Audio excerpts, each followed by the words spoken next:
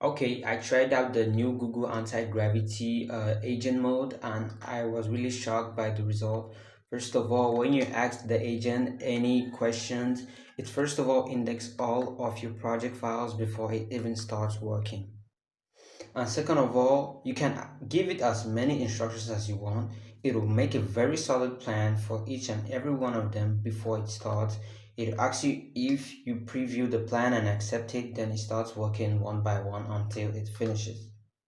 And mainly the debug power of this tool is really amazing. It can run terminal commands. It can open your Chrome browser, test your website for you. It does very good visual testing. It opens the site, it clicks the button, it scrolls, it types, the visual testing capacity is really good. And about this new model, Gemini 3.1 Pro, I mean, you guys have to try this model out. It does amazing work.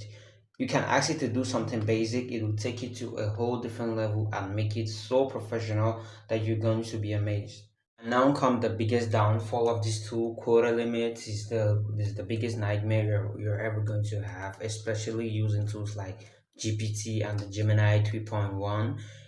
There are very good models, but the quotas are very small for free users. So if you want to use them very well, you're going to have to subscribe to the plans.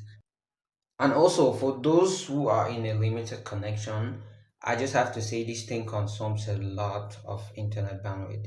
It consumes a lot, yes. But don't you ever be discouraged if you want to use it. Go out there and try it out. It will be life changing for you. You just have to give your commands and output your result. And just one last tip, I noticed something once you finish in the agent, when you go back to the editor, the accept changes button there, avoid clicking it. Yes. When you click it, it will actually reverse your changes. That's one thing I noticed.